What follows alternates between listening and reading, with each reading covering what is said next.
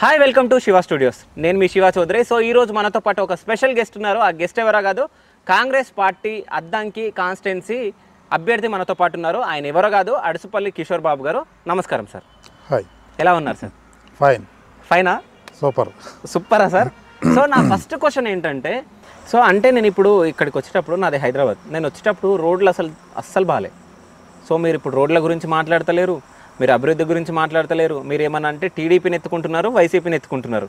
అంటే రెండింటికి అంటే సరి సమానంగా అది చేస్తున్నారు మీరు. అంటే వాళ్ళ గురించి మీరు గొప్పలు చెప్తున్నారు, కానీ అంటే ఈ పార్టీ ఇది చేయలేదు, ఈ పార్టీ ఇది చేయలేదు అని చెప్పట్లేదు. అంటే రేపు పొద్దున్న భయం అవుతుందా, ఏమన్నా చేస్తారేమని? భయం అంటే అసలు నాకు తెలియదండి. నేనేదో సినిమా డైలాగ్ చెప్పను. నేను భయపడను. ఈ ఊర్లో ఈ కాన్స్టిట్యున్సీలో జనాలందరికీ తెలుసు నా క్యారెక్టర్ గురించి. నేను ఇప్పుడు ఆ రవికుమార్ని చూసో, ఈ హనుమరెడ్డిని గురించో ఇవన్నీ భయపడే కేసును అయితే కాదు. ఎందుకంటే భయపడాల్సిన అవసరం ఏముందంటాను నేను. మాట్లాడటానికి ఏముంది? ఇప్పుడు మాట్లాడితే ఏం జరుగుతుందంటే అండి, క్యారెక్టర్ అసోసియేషన్కి వెళ్ళిపోతున్నారు.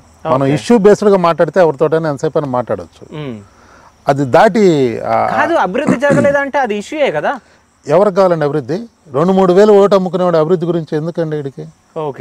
నువ్వు ఓటు అమ్ముకుంటున్నావు, నీకు అభివృద్ధి ఎందుకు? నీకు అడిగే ప్రశ్నించే హక్కు కోల్పోయారంటుంది అదే కదా. మీరు మారండి, చొక్కా పట్టుకొని నిలదీయండి ప్రజాప్రతినిధిని. నీకు ఓటేసాం రాయా, మా ఊరు రోడ్డు చూడు ఎలా ఉందని తీసుకెళ్ళి చూపించండి. ఆయన కారులోని తీసుకెళ్ళండి. నీళ్లు లేవు, గుక్కె నీళ్ళు లేవు, ఎండాకాలం వస్తే పశువులకు నీళ్ళు లేవు, బావిలో నీళ్ళు లేవు, గుళకంలో ఇసుక పోతుంది. ఇది కదా అడగాలి. ఎవరు అడుగుతున్నారు ఇది? నువ్వు ఎంత ఇస్తావు ఓటుకు డబ్బులు? ఇదే కదా 60 రోజుల నుంచి జరుగుతూ ఉంది.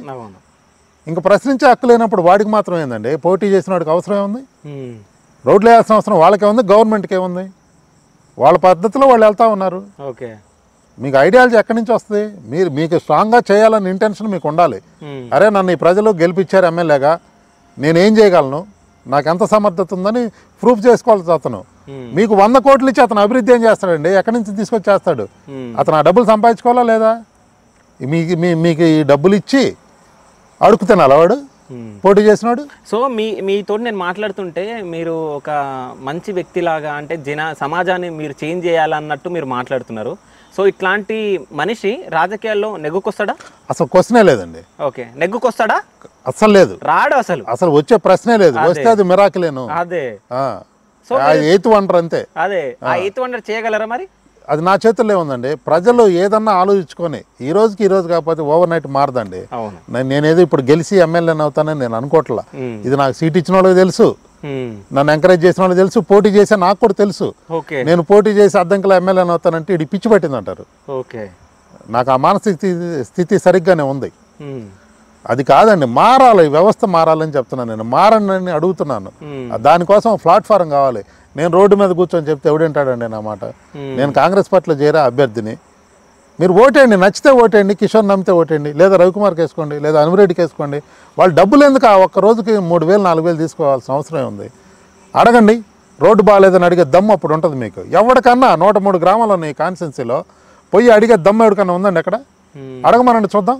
కానీ నేను ఇంతమందిని ఇంటర్వ్యూ చేసా, లీడర్లని, ఇంత నిజాయితీగా మాట్లాడే వాళ్ళు చాలా తక్కువ ఉంటారు.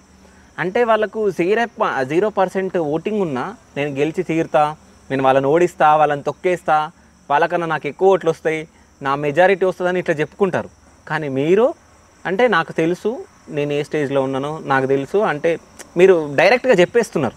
సో ఇట్లాంటి వాళ్ళు చాలా తక్కువ ఉంటారు. సో దీనికి నేను ఒక ముఖ్యమైనది అడగాలి. సో ఎన్టీఆర్ గారి హయాంలో ఒక ఎమ్మెల్యేగా పోటీ చేసే వాళ్ళకి, అభ్యర్థికి ఫస్ట్ ఇంటర్వ్యూ చేసిన తర్వాత సో వాళ్ళకి అభ్యర్థిగా పోటీ చేసే అవకాశం ఇవ్వడం ఎన్టీఆర్ గారు చేసేవాళ్ళు. దాని తర్వాత ఇప్పుడు రీసెంట్గా షర్మిల గారు చేస్తున్నారు. సో మీకు ఇంటర్వ్యూ జరిగినప్పుడు ఎట్లా జరిగింది? అందరు అభ్యర్థులతో పాటే నన్ను పిలిచారండి. నార్మల్ క్వశ్చన్స్ ఏదో ఉంటాయి లోపల, పార్టీ పరంగా ఇక్కడ మీ కాన్స్టిట్యున్సీలో ఉన్న స్థానిక పరిస్థితులు ఏంటి, ఎవరు కంటెస్ట్ చేస్తున్నారు, వాళ్ళ ఆర్థిక పరిస్థితులు ఏంటి, మీరు ఎలా నెక్కువస్తారు, మీ ఓట్ బ్యాంక్ ఎంత, ఇవన్నీ జనరల్ క్వశ్చన్ ఉంటుంది కాబట్టి వాళ్ళ ఫార్మేట్లు అడిగారు. నేను వాళ్ళు అడిగిన దానికన్నీ నేను క్లియర్గానే మీకైతే ఎలా చెప్పానో లోపల కూడా అదే క్రిస్టల్ క్లియర్గా చెప్పాను. చెప్తే వాళ్ళు ఆలోచించారు, ఇది కాస్త పొలిటికల్ భాష కాదు ఇతను మాట్లాడేది, పొలిటికల్ భాష అయితే కాదు, పొలిటికల్ బాడీ లాంగ్వేజ్ వేరేగా ఉంటుంది, భాష వేరేగా ఉంటుంది అని షర్మిలా గారు కూడా నవ్వి, అన్న మీరు మరీ అంత స్ట్రైట్గా ఉంటే ఎలా అన్నారు. ఈ ఉన్న నేచర్ని మార్చుకోలేం కదా. మీరు ఇవాళ ఫైట్ చేస్తున్నారు కదా, మీ నేచర్ అది. మీ నేచరే ఫైటింగ్, మీ ఫ్యామిలీది. మీ నాన్న చేశాడు, మీ అన్న ఫైట్ చేసి సక్సెస్ అయ్యాడు, మీరు ఫైట్ చేస్తున్నారు. మీరు మారుతారా చెప్పండి? మాకున్న కొద్ది నేచర్ ఇది, దాని ప్రకారం మీరు అడిగిన దాన్ని చెప్పాను. ఇంకా దానివల్ల అంటే ఓపెన్గా మాట్లాడినందువల్ల ఒక అభిప్రాయం అనేది ఏర్పడింది కదా మనుషుల ముందు. ఆ క్రమంలో కొంచెం నాతో ఒక 10 నిమిషాలు అదనంగా మాట్లాడటం జరిగింది. సో అంటే కాంగ్రెస్ పార్టీకిలో అంటే అప్లై చేసుకోవడం ఎంతమంది చేసుకున్నారు? ఇక్కడ ఒక 5-6 చేశారండి ఆస్పిరెంట్స్ ఉన్నారు. వాళ్ళు ఒక రెడ్డి కమ్యూనిటీ నుంచి చేశారు, ఒక ఎస్సీ కమ్యూనిటీ, ఒక ఎస్టీ కమ్యూనిటీ నుంచి, ఇట్లా రకరకాల ఆస్పిరెంట్స్ ఉన్నారు. అంటే నార్మల్గా గతంలో ఉన్న ఎలక్షన్స్ షర్మిలా గారు రాకముందు ఉన్న పరిస్థితి వేరు, వచ్చిన తర్వాత పరిస్థితి కొంచెం ఆశాజనకంగా. అంటే ఇప్పుడు ఏదో ఇప్పటికిప్పుడు గెలిచి ఏదో జరుగుతామని ఎవరికి ఉండదండి. మైకుల ముందు ఏదో మాట్లాడినా ఇది ఆఫ్ ది రికార్డు నిజం అనేది అందరికి తెలుసు. నేను ఆఫ్ ది రికార్డుది ఆన్ రికార్డులో చెప్పాను అంతే. ఇంతకుముందు మీరు అన్నారు ఆర్థిక పరిస్థితులు ఎలా ఉండే అని చెప్పేసి కూడా క్వశ్చన్ ఉండే, అవునా మీకు లోపల? లేదండి, పర్సనల్గా నా పరిస్థితి గురించి మీరు ఆర్థిక పరంగా పార్టీ కోసం ఏం ఖర్చు పెడతారనే సబ్జెక్టే లేదు, రాలేదు కూడా. కేవలం మీరు సామాజిక వర్గం ఓట్లు ఎన్ని ఉన్నాయి, ఈ డిస్కషన్ జరిగింది. ఎస్సీలు ఎన్ని ఉన్నాయి, తన దగ్గర లిస్ట్ ఉంది, ఆ లిస్ట్ ప్రకారం అడిగింది. నాకు అంత నాలెడ్జీ లేనందువల్ల అప్పటికప్పుడు వెళ్ళాను, నేను ప్రిపేర్ అయ్యేం లేను. నాకు తెలిసిన పద్ధతిలో నేను చెప్పాను, సరేనా కొంచెం చూసుకోండి జాగ్రత్తగా. ఒకవేళ మీ దగ్గర డబ్బు లేకుంటే కాంగ్రెస్ పార్టీ భరిస్తుందా, సపోర్ట్ చేస్తుందా? కాంగ్రెస్ పార్టీ భరిస్తా అంటే అది అంత పెద్ద వ్యవహారాలు మనకు తెలియవండి. అంత డెప్త్ కూడా నేను వెళ్ళను. అంటే ఈ పార్టీకే మీకు ఇన్ఫర్మేషన్ రావాలి కదా, అంటే మీ దగ్గర ఎంత డబ్బు ఉంది, ఎంత ఖర్చు పెడతాం ఏంటి అనేది. నేను వాళ్ళేదో పెడతారు నేనేదో పెడతానని కాదండి, నాకు నా రోజువారీ కార్యక్రమాలకి నేను ఎంతైతే స్పెండ్ చేయాలో దాని ప్రకారం నడిపించుకుంటూ వెళ్తున్నాం. అంతేగాని కాంగ్రెస్ అధిష్టానం దగ్గర నుంచి ఏదో వస్తుంది దాన్ని తీసుకుందాం అనే ఆలోచన కూడా నాకు లేదు. ఆ రోజు లేదు, ఈ రోజు లేదు, భవిష్యత్తులో కూడా ఉండదు. సో అంటే మీకు టికెట్ అనౌన్స్మెంట్ చేసిన తర్వాత షర్మిల గారితో ఎన్నిసార్లు మీటింగ్ అయింది? మాకు వార్ రూమ్ నుంచి ఫోన్స్ వస్తాయండి. మేడం గారు ఇలా క్వశ్చనీర్ ఇచ్చారు, మిమ్మల్ని అందరినీ ఫాలో చేయమన్నారు, మీరు రెస్పాండ్ అయ్యి అడిగిన క్వశ్చన్లకి అడిగిన ఇన్ఫర్మేషన్ ఇవ్వండి మీ కాన్స్టిట్యున్సీకి సంబంధించి అడిగారు. మేము దాన్నే ఫాలో అవుతున్నాం. డైరెక్ట్గా మేడం గారు అయితే ఇప్పటివరకు ఏం లేదు. తను కూడా అక్కడ కడపలో ఎంపీగా పోటీ చేస్తున్నారు కదా, ఆ క్రమంలో తనకుండే బిజీ షెడ్యూల్స్ ఉంటాయి. ఏదో ఒక రోజు మనకి బీ ఫారంలో ఇచ్చే రోజు మళ్ళీ అందరితో పాటు మాతో ఏదో మాట్లాడటం జరిగింది. కిషోర్ గారు ప్రచారం స్టార్ట్ చేయడం జరిగిందా? రేపటి నుంచి అండి.